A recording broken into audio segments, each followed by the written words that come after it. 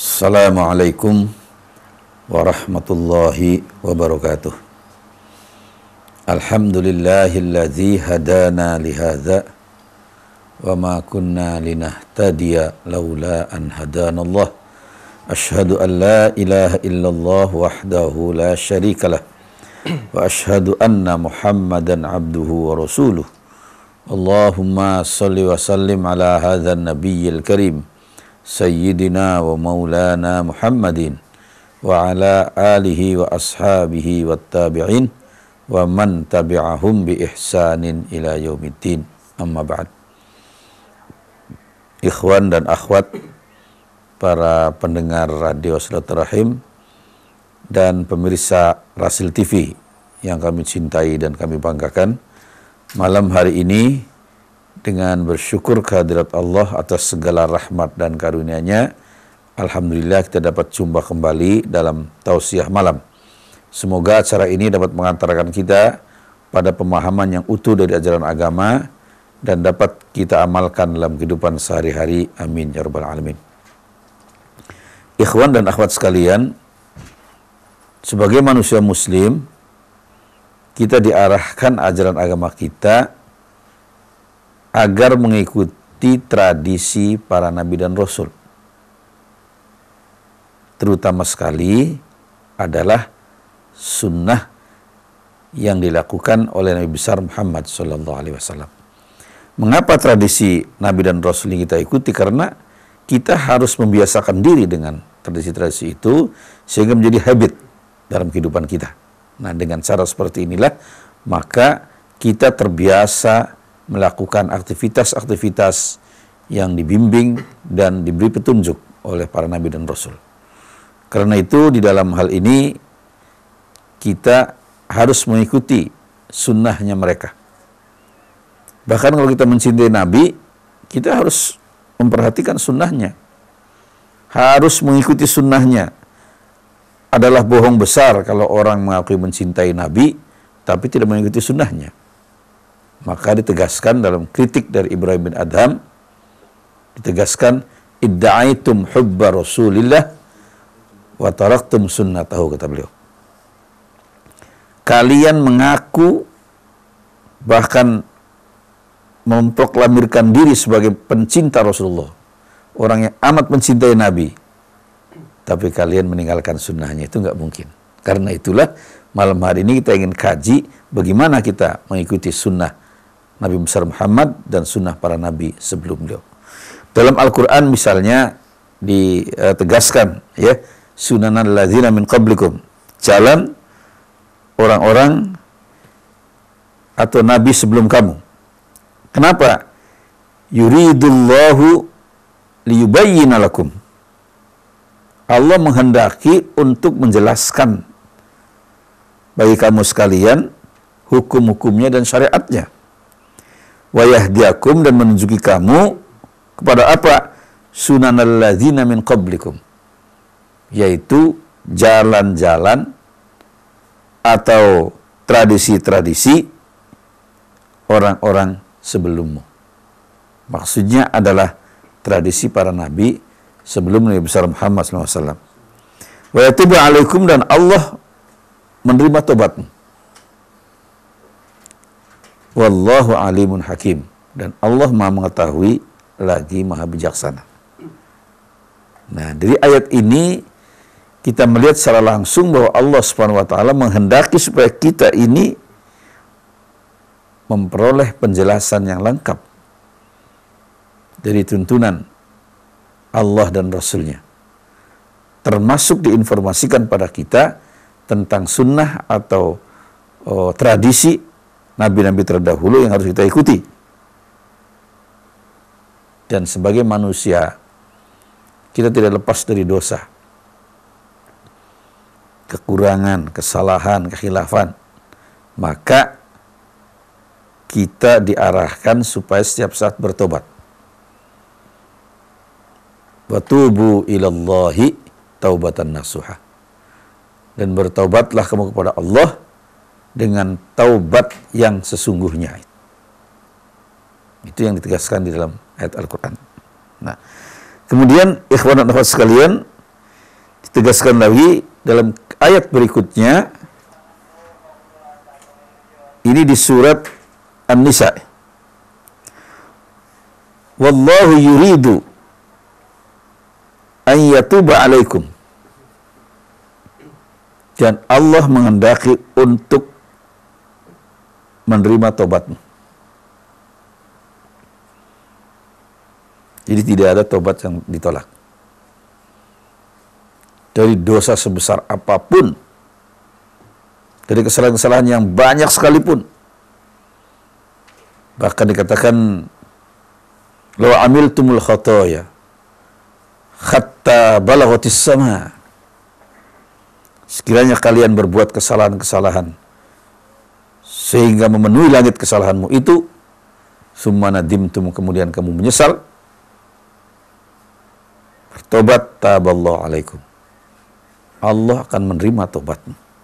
Maka wallahu yuridu an yatuba alaikum, Allah menghendaki untuk menerima tobatmu.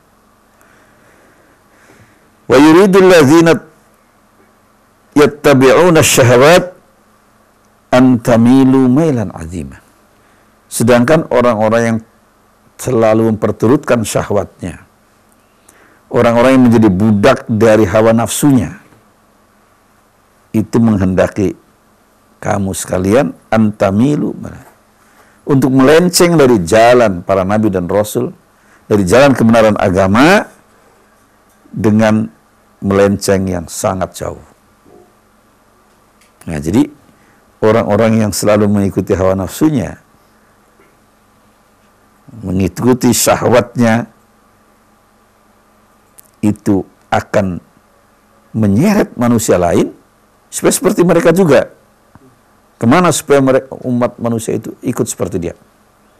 Nah, maka jangan aneh, banyak orang-orang yang mengorbankan apa yang dia miliki, uang dan lain-lain, untuk berbuat maksiat.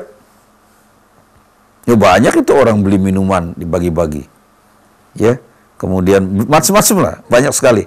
Nah, kalau orang untuk berbuat buruk saja berani berkorban, nah kalau kita nggak berani berkorban untuk kebaikan, ya kita keterlaluan, sangat keterlaluan, saudara. Ya, karena itu kita pun harus berkorban untuk menegakkan kebaikan itu. Nggak boleh kita bakhil, nggak boleh kita kikir, kita harus keluarkan dana kita untuk dakwah, untuk perjuangan, untuk pendidikan Islam, untuk segala macam. Tentunya semampu kita. Ini ikhwan dan akhwat. Ya, jadi hal seperti ini harus kita perhatikan. Ya, orang mau dermakan hartanya yang menggiring dia ke neraka. Loh, kenapa kita nggak mau dermakan harta kita untuk menggiring kita ke surga? Itu kekeliruan yang sangat fatal. Maka setiap orang muslim, kalau kita lihat di zaman Rasulullah, zaman para sahabat, mereka semua berkorban untuk Islam. Khadijah binti Khuwailid, permaisuri Rasulullah SAW, mengorbankan hartanya. Beliau dulunya adalah seorang wanita konglomerat, kaya raya, dia berikan untuk Islam. Nabi Muhammad demikian, Abu Bakar As-Siddiq demikian juga, Umar bin Khattab, Utsman bin Affan, Ali bin Abi Thalib, semua dia dermakan dananya untuk kebesaran agama. Lah, kalau kita nggak mengikuti, ya salah besar. Ikhwan dan akhwat, kita harus ikuti. Maka tegaskan di sini, hati-hati. Kalau orang sudah menjadikan nafsu syahwatnya menguasai akalnya, wah itu berbahaya. Sangat berbahaya. Karena manusia ini adalah makhluk kontroversial. Bisa menjadi makhluk yang terbaik, paling tinggi, melebihi malaikat. Bila menjadi makhluk, bisa menjadi makhluk yang paling rendah, lebih rendah dari hewan. Al-Quran tegaskan itu. Wattini wazzaitun wa turi sinina wa hadzal baladil amin. Demi tin dan zaitun, demi bukit Turi Sena, di mana Musa menerima wahyu di situ. Wa hadzal baladil amin, dan demi kota Mekah yang amat sentosa ini. Laqad khalaqnal insana sungguh kami telah ciptakan manusia fi ahsani taqwim, dalam bentuk yang terbaik. Kejadian yang paling baik, fisiknya manusia itu makhluk terbaik. Dibandingkan dengan makhluk lain, manusia paling sempurna. Kejadian rohaniahnya lebih dahsyat lagi. Manusia memiliki 3 potensi yang sangat kuat yang membedakan dengan makhluk lain. Yang pertama akal, pikiran, dan kalbu. Ini 3 yang dimiliki manusia yang luar biasa, yang bisa membimbing umat manusia menuju kebaikan-kebaikan. Tapi kita lihat tadi, tsumma radadnahu asfala safili. Kemudian kami kembalikan manusia ke derajat yang paling rendah dari yang rendah itu. Illal ladzina amanu wa amilus sholihat. Kecuali orang-orang yang beriman dan beramal soleh. Falahum ajrun ghairu mamnun. Maka bagi mereka itu disediakan balasan kebaikan yang tidak pernah terputus. Nah, jadi disinilah manusia tadi, saya katakan menjadi makhluk terbaik atau makhluk paling buruk. Nah, kalau akalnya ini dikalahkan oleh hawa nafsunya, dikendalikan hawa nafsunya, dia menjadi makhluk terburuk. Sangat buruk. Bahkan kata Quran, ulaika kal an'ami balhum adl. Bahkan mereka itu bagaikan hewan ternak, bahkan lebih sesat lagi. Balhum adl. Mengapa manusia ini kalau jahat lebih berbahaya dari makhluk lain? Karena kalau makhluk lain itu kejahatannya terbatas, dia nggak punya akal. Tapi kalau manusia menggunakan akalnya untuk berbuat jahat, maka kejahatannya lebih dahsyat. Nah, inilah ikhwan dan akhwat sekalian. Ya, kalau kita mempelajari itu ya tentang zaman dulu ilmu hayat namanya itu. Ya, ada kita mempelajari tentang jenis-jenis hewan, ada hewan mamalia, ya, itu hewan yang pemakan rumput, ya, ada karnivora, hewan pemakan daging, ada hewan pemakan segala juga, semua dimakan itu.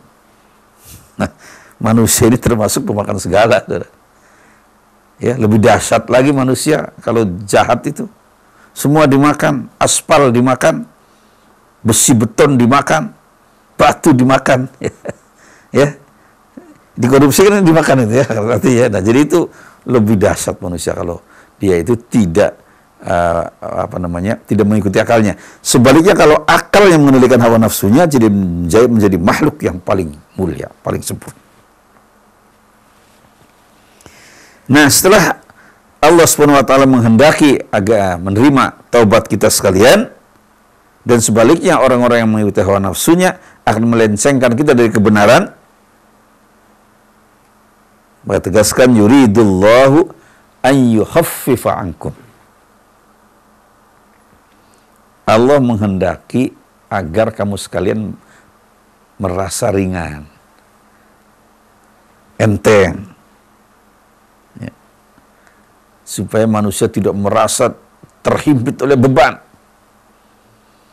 supaya manusia tidak merasa memikul tanggung jawab yang di luar kemampuannya. Enggak.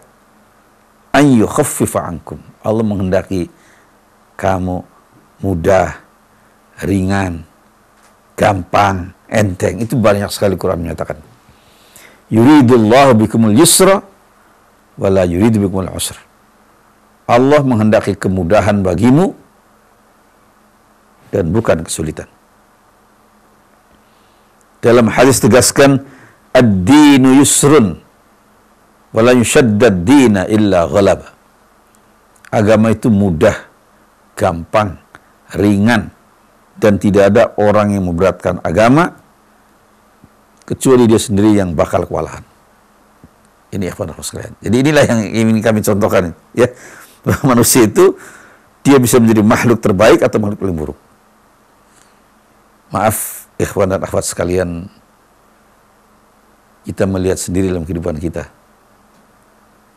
sejahat-jahatnya hewan itu nggak ada yang membunuh ya puluhan orang, paling-paling ada itu macan menerkam 1-2 orang sudah geger dunia. Tapi kalau sama manusia saling membunuh, oh kita lihat di mana-mana jutaan dibunuh oleh manusia. Sesama manusia, bahkan kadang-kadang sama bangsa, ya kadang-kadang sesama suku.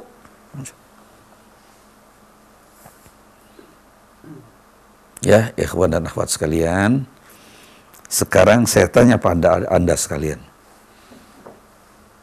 ada nggak ayam jago yang mengejar-ngejar ayam pitik? Ada nggak kira-kira? Nggak ada. Ayam jago mengejar ayam betina yang sudah dewasa.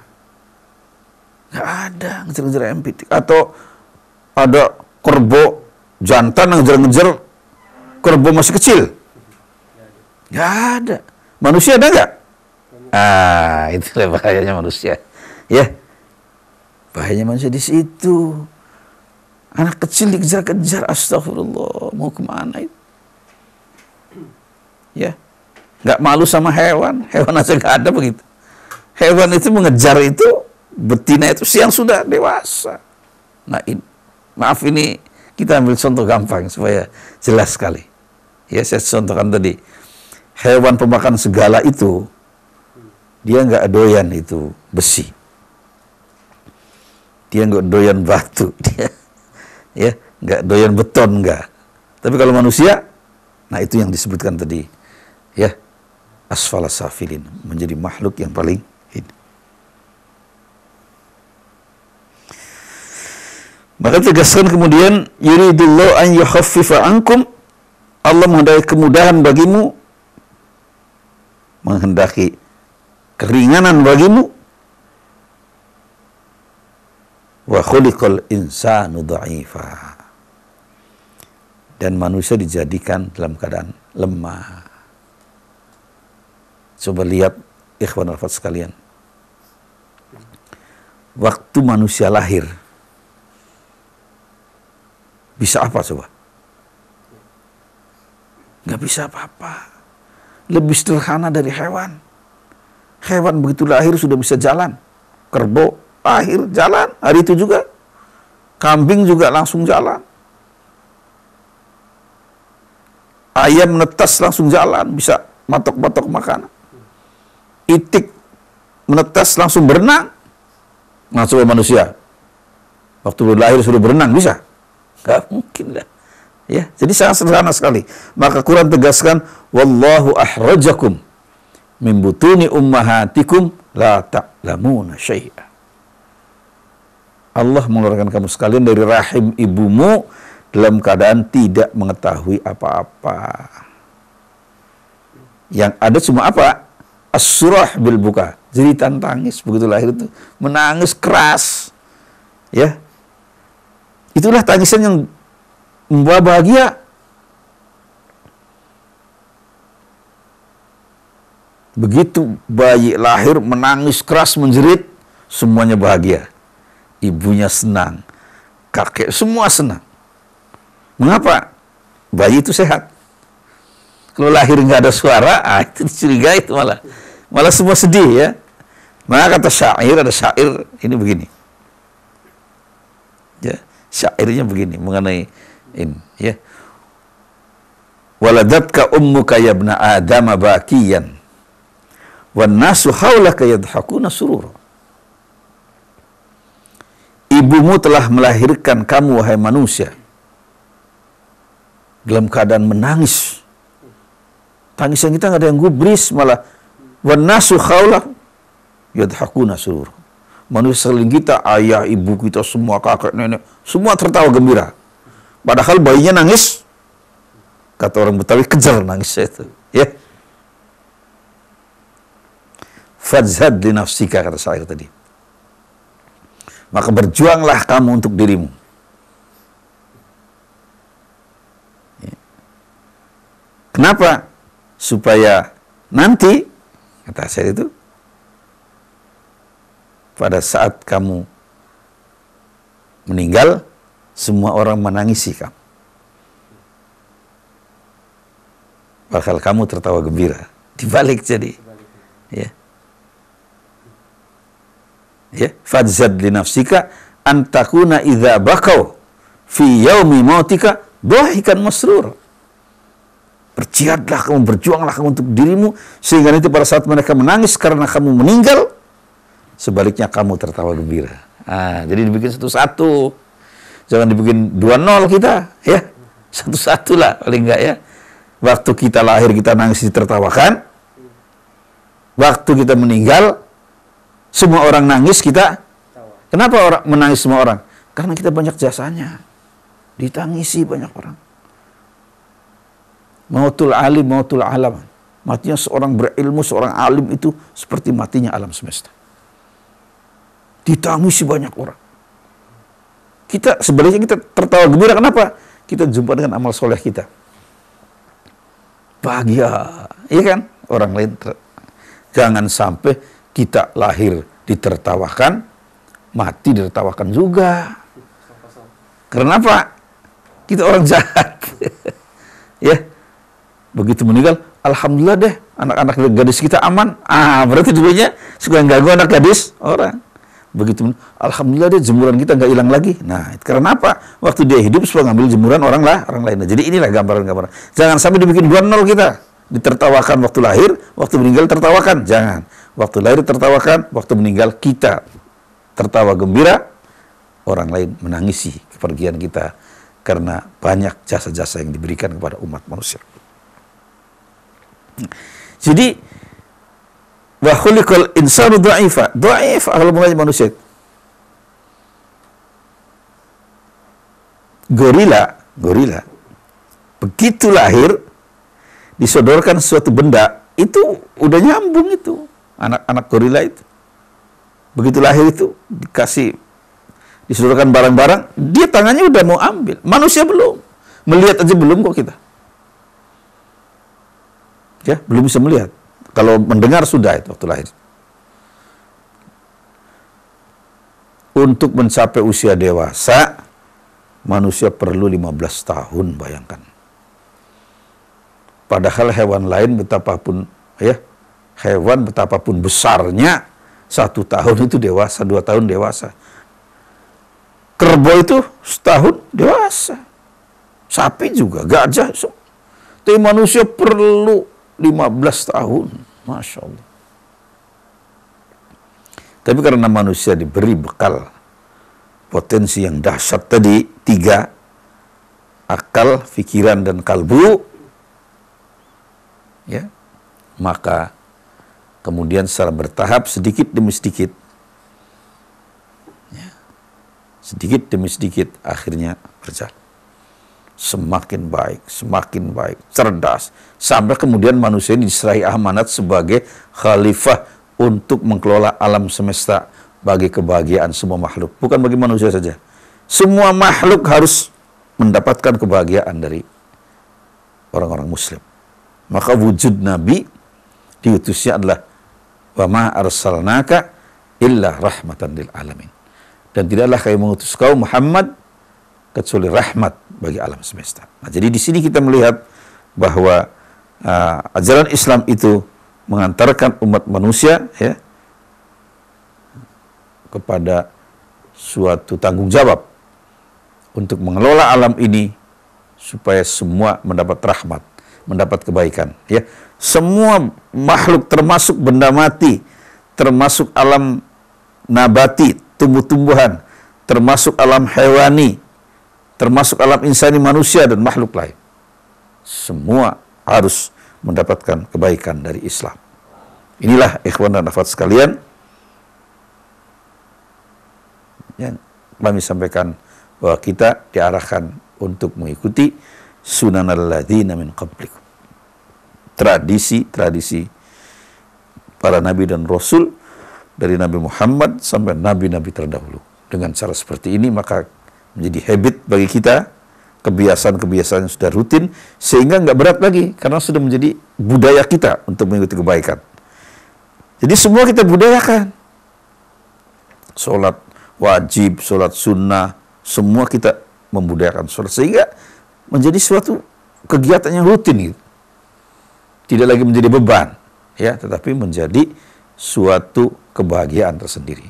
Demikian juga kewajiban-kewajiban yang lain. Ya, tidak lagi merasa beban, tapi semua merasa sebagai suatu yang membahagiakan kita. Sholat, kita mengeluarkan zakat, kita puasa, kita merasa bahagia semua. Demikian yang bisa kami sampaikan, mudah-mudahan bermanfaat. Wassalamualaikum warahmatullahi wabarakatuh.